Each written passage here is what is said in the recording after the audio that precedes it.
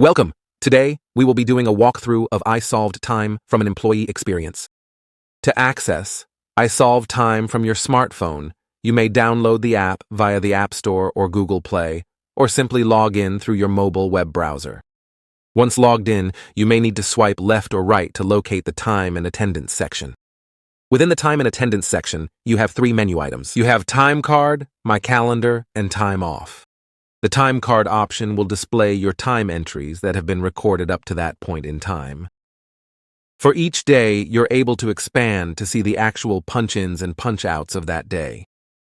Plus, you may be able to expand it even further to see other things like the different departments or jobs that you potentially clocked into, or any alerts that have triggered on the time card itself. When an alert has been generated, the system will display the alert icon, like you see here on Tuesday, the 28th. When I expand that date view further, I can expand it to see what the alert is. In this case, the alert is a missing punch. Now, if you do have a missing punch on your time card, the system can generate an email directly to you as well as an email to your manager. Within certain organizations, you may also have the ability to submit a missing punch request located at the bottom. So if you do get that alert that you have a missing punch, log into your app, click the missing punch button at the bottom of the screen, and this will give you an option to type in what time you meant to clock in or out the day the missing punch alert has generated for. At the bottom, it gives you the option to save it, and once it has saved, it will notify your manager for their approval. At the bottom of the time card view, the system will display a summary of hours. It will break down the different earnings that have been generated on the time card itself. It will also break down any labor distributions.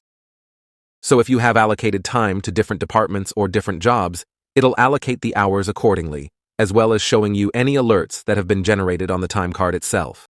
To return to the home screen, click the icon in the left-hand corner that has the picture of the home, and it will return you to the home screen. To clock in or out, there will be an icon in the bottom right-hand corner that looks like a clock. When you click on that clock, it will display some menu items. The first option is what is called the Quick Punch. By clicking the Quick Punch, the system will then clock you in or clock you out automatically based upon your prior punch. Once you hit punch, it will record your punch and display a successful message. The next icon from the punch menu item will be what is called the Detail Punch. The Detail Punch is similar to the Quick Punch, except this will allow you to choose some different values. As an example, it allows you to choose potentially different departments or different labor values. So if you wish to clock into a different department or job, and those departments or jobs are available, you can choose from the list. And at the bottom, when you hit save, that will save your punch to your time card. The next item from the punch menu option is the missing punch request.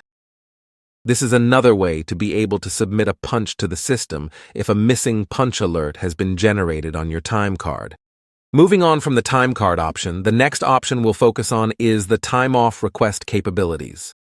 So when we go to time and attendance, we'll now click on time off.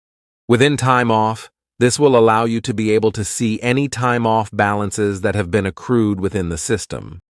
You can see any upcoming time off requests that have been submitted, any pending request, and any past requests that have been approved and taken.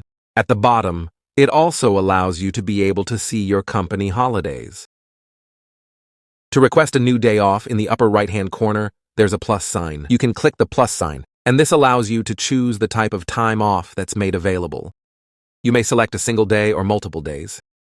The number of hours you are going to take per day. You may leave a note, and then when you hit submit, that will submit the request to the appropriate approver. At this point, we have shown you what it looks like to use the system from your smartphone. Now, let's take a look at what it looks like to use it from a computer. When logging in from a computer, the view is very similar. You still have the time and attendance section. You also have in the upper left-hand corner the punch clock option.